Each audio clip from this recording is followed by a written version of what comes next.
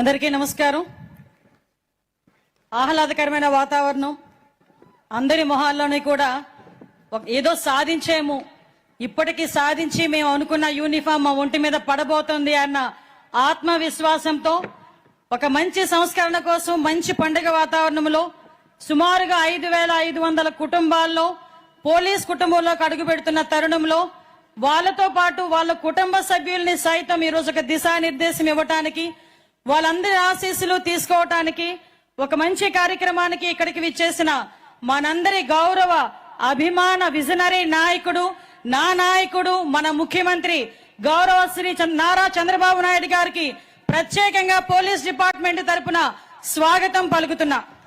ఎందుకంటే ప్రజా భద్రతే ప్రగతికి పునాది అని నమ్మిన నాయకుడు, రాష్ట్ర అభివృద్ధి ఆ రాష్ట్ర భద్రతా వ్యవస్థ మీద ఆధారపడి ఉంటుందని గట్టిగా నమ్మిన నాయకుడు, రాష్ట్ర అభివృద్ధికి ఎంత పెద్దపీట వేస్తారో రాష్ట్ర భద్రత విషయంలో కూడా రాజీ లేని పోరాటం చేయడమే కాకుండా మొట్టమొదటి దగ్గర నుంచి కూడా ఆయన ముఖ్యమంత్రి అయిన దగ్గర నుంచి కూడా ఈ రోజు వరకు కూడా పోలీస్ వ్యవస్థలో సమూలమైన మార్పులు తీసుకురావడమే కాకుండా టెక్నాలజీని పోలీస్ వ్యవస్థకి ఆపాదించి ఇన్విజిబుల్ పోలీసింగ్, విజిబుల్ పోలీసింగ్ ని కూడా ఈ రోజు పర్యవేక్షిస్తూ ఈ రోజు ప్రజా భద్రతే ధ్యేయంగా అభివృద్ధి లక్ష్యంగా పనిచేస్తున్న మన విజనరీ నాయకుడికి మరొకసారి సభాపూర్వకంగా ధన్యవాదాలు తెలియజేసుకుంటున్నాం.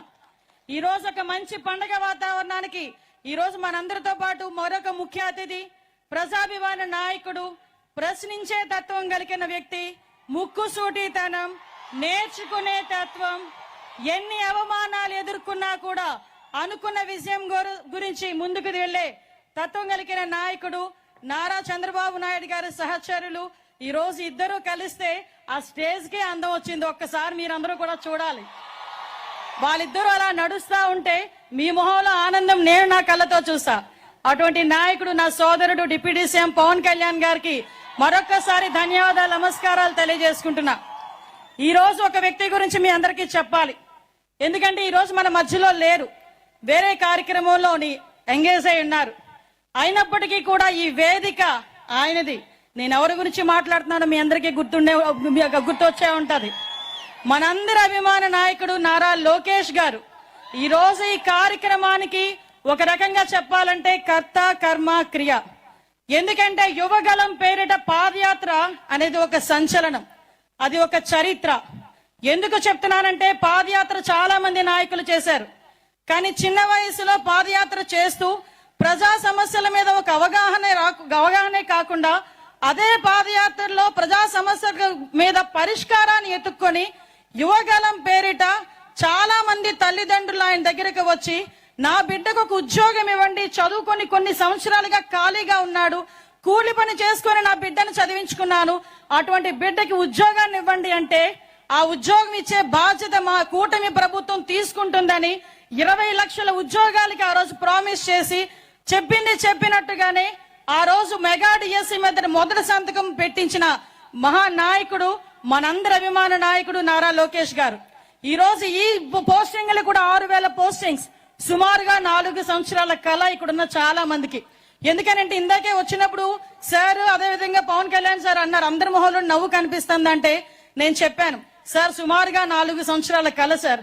చాలా మందికి వయసు అయిపోతుందన్న భయం, మళ్ళా తిరిగి మాకు ఉద్యోగాలు వస్తాయా అన్న ఆలోచన, అటువంటి ఆలోచన నుంచి అన్నిటినీ కూడా అధిగమించి ఈ రోజు ఈ పొజిషన్ లోకి తీసుకురావడానికి అందరి కృషి ఈ రోజు గౌరవ సీఎం గారు, డిప్యూటీ సీఎం గారు, మరి ముఖ్యంగా నారా లోకేష్ బాబు గారు, అదేవిధంగా మా పోలీస్ సిబ్బంది అందరూ కూడా ఒక ఏకకంఠంతో కంపల్సరీగా మనం మాట ఇచ్చిన ప్రకారం ఉద్యోగాలను ఇవ్వాలి అని ఆ రోజు కంకణం కట్టుకొని ఈ రోజు ఈ కార్యక్రమానికి శ్రీకారం చుట్టాం.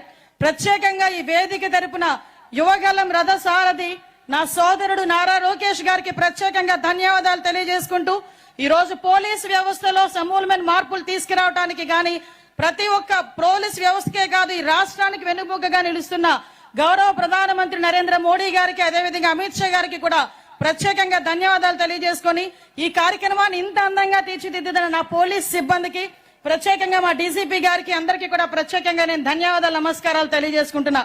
మీ అందరికీ తెలుసు ఈ రోజు ఒక చారిత్రాత్మకమైన రోజు. ఈ రోజు ఒక విషయం చెప్పాలి మీ అందరికీ కూడా, పోలీస్ వ్యవస్థకి తెలుగుదేశం పార్టీకి చాలా అవినాభావ సంబంధం ఉంది. ఎందుకనంటే నందమూరి తారక రామారావు గారు సీఎం గా ఉన్నప్పుడే ఏపీకి సంబంధించి ఒక పోలీస్ అకాడమీని ఆ రోజు స్టార్ట్ చేశాం. ఆ రోజు స్టార్ట్ చేసిన దగ్గర నుంచి అది మిగతా రాష్ట్రాలకి కూడా ఆంధ్రప్రదేశ్ పోలీస్ అకాడమీ అన్నది మిగతా రాష్ట్రాల వాళ్ళు కూడా దాన్ని ఒక ఎగ్జాంపుల్ గా తీసుకొని పెట్టిన సందర్భం. అదే కాకుండా గ్రేహౌండ్స్ లాంటి కఠినతరమైన పోలీస్ వ్యవస్థను కూడా తీసుకొచ్చి నక్సలిజాన్ని అణిచేటట్టుగా చేసిన పరిస్థితి కూడా ఆ రోజు నుంచి స్టార్ట్ అయింది. మీ అందరికీ తెలుసు, గౌరవ ముఖ్యమంత్రి గారు చంద్రబాబు నాయుడు గారు ముఖ్యమంత్రిగా ఉన్న ప్రతి సంవత్సరం కూడా డిఎస్సి ఎలా తీసేవారో పోలీస్ కానిస్టేబుల్ ఎస్ఐ రిక్రూట్మెంట్ కూడా అలాగే జరిగేది. 1999 నుంచి 2004 వరకు, అదేవిధంగా 2014 నుంచి 19 వరకు చూసుకున్నా కూడా సుమారుగా 23,000 మంది కానిస్టేబుల్ పోస్టులు తీసిన ఏకైక సీఎం మన చంద్రబాబు నాయుడు గారని చెప్పడానికి నేను చాలా గర్వపడుతున్నా ఈ రోజు. ఎందుకంటే చాలా గవర్నమెంట్లు వచ్చినాయి పోయినాయి కానీ వాళ్ళ స్వార్థాలు చూసుకున్నారు. ఏదో రకంగా మేము నోటిఫికేషన్ ఇచ్చాం కదా మా పని అయిపోయిందని చెప్పి కూర్చున్నారు. ఈ రోజు మీ నోటిఫికేషన్ కూడా సుమారుగా 21-22 ఇచ్చిన నోటిఫికేషన్ కి కోట్ల అడ్డంకి ఉన్నాయని చెప్పి ఆగిపోతే మేము ఇచ్చిన మాట ప్రకారం మేము చేయాలనే ఉద్దేశంతో ఒక పక్క కోర్టుని గౌరవిస్తూనే వచ్చిన ప్రతి అడ్డంకిని కూడా అన్ని రకాలుగానే ఎదుర్కొని ఈ రోజు మీ అందరికీ కూడా నియామక పత్రాలు ఇచ్చే పరిస్థితి తీసుకొచ్చాం. ఈ రోజు ఆంధ్రప్రదేశ్ లో యువతకి పోలీస్ అంటే ఎంత నమ్మకమో, పోలీస్ అంటే ఎంత వాళ్ళకి ప్యాషనో చెప్పాలంటే 6,600 పోస్టులకి నోటిఫికేషన్ ఇస్తే సుమారుగా 5 లక్షల మంది పార్టిసిపేట్ చేశారు సార్. 5 లక్షల మంది యువత ఈ రోజు అప్లికేషన్లు పెట్టారు. అంటే ఎంత మందికి ఈ రోజు ఒక క్రమశిక్షణగా పోలీస్ వ్యవస్థలో ముందుకెళ్లాలని కోరిక ఉందో మనందరికీ కూడా తెలుస్తుంది. మీ అందరికీ చెప్పాలి, ఎందుకంటే ప్రతిసారి కూడా ఒక మెగా డిఎస్సీని ఏర్పాటు చేయడం ఇప్పుడు చంద్రబాబు నాయుడు గారు గవర్నమెంట్ వచ్చిన తర్వాత, ఇంతకు ముందు చంద్రబాబు నాయుడు గారు ముఖ్యమంత్రిగా ఉండేటప్పుడు కూడా ప్రతి సంవత్సరం డిఎస్సీ తీస్తూ అదేవిధంగా కానిస్టేబుల్ పోస్టులు కూడా తీస్తున్నారు. ఈ సందర్భంగా ఈ వేదిక మీద ఒక విషయం కూడా నేను చెప్పాలి. 2001 డిఎస్సీలో నేను కూడా ఆ రోజు టీచర్నే. చంద్రబాబు నాయుడు గారు ఇచ్చిన డిఎస్సీలో నేను ఆ రోజు టీచర్ గా సెలెక్ట్ అయ్యి మళ్ళా అదే మంత్రివర్గంలో ఈ రోజు హోమ్ మినిస్టర్ గా మీ అందరి ముందు నిల్చునే ఒక బృహత్తరమైన అవకాశం. అందుకే అంటుంటా నేను ఒకసారి అదృష్టవంతురాలని అని. ఈ రకంగా మీ అందరి ఆశీస్సులు తీసుకునే ఒక మంచి అవకాశం. ఈ ఎంత ట్రాన్స్పరెంట్ గా జరిగిందంటే సుమారుగా 2,005 రిట్ పిటిషన్లు వేశారు. అన్నిటినీ కూడా తిప్పికొట్టుకున్నాం. మీ అందరికీ కూడా ఎక్కడ కూడా చిన్న అవినీతికి గాని, ఎక్కడ కూడా చిన్న రికమెండేషన్స్ కి గాని ఎక్కడ తావు లేకుండా ఈ రోజు మీ అందరికీ కూడా ఆ రోజు ఫిజికల్ టెస్ట్లు చేసేటప్పుడు కూడా టెక్నాలజీనే పర్యవేక్షణాధికారి కింద పెట్టాం గానీ ఒక మనిషిని కూడా పర్యవేక్షణాధికారి కింద పెట్టలే. ఈ విషయం కంపల్సరీగా మీ అందరికీ తెలియాలి. ఎందుకంటే మీ అందరికీ తెలుసు ఆ రోజు రన్నింగ్ సిస్టమ్ మీ అందరికీ కూడా సీసీటీవీ కెమెరాస్ ఫుల్ గా అక్కడ పెట్టడమే కాదు, పరుగు పరీక్షలకి కూడా RFID చిప్స్ కూడా పెట్టి బయోమెట్రిక్ హాజరు పెట్టి ఎత్తు బరువు కూడా తీసే క్రమంలో టెక్నాలజీని బేస్ చేసుకున్నాం. ఈ రోజు టెక్నాలజీని ఎంత అడాప్ట్ చేసుకున్నామంటే ఎక్కడ కూడా నేరం జరిగిన తర్వాత మనం రియాక్షన్ కన్నా నేరం జరగక ముందే ఈ రోజు మనందరం కూడా పర్యవేక్షించుకోవాలి. నేర రహిత ఆంధ్రప్రదేశ్ ఏర్పాటు చేసుకోవాలని గౌరవ ముఖ్యమంత్రి గారు చేసిన ఒక మంచి ప్రతిపాదనకి ఈ రోజు పోలీసు శాఖ కూడా సహకరిస్తూ ముందుకు తీసుకెళ్తాం.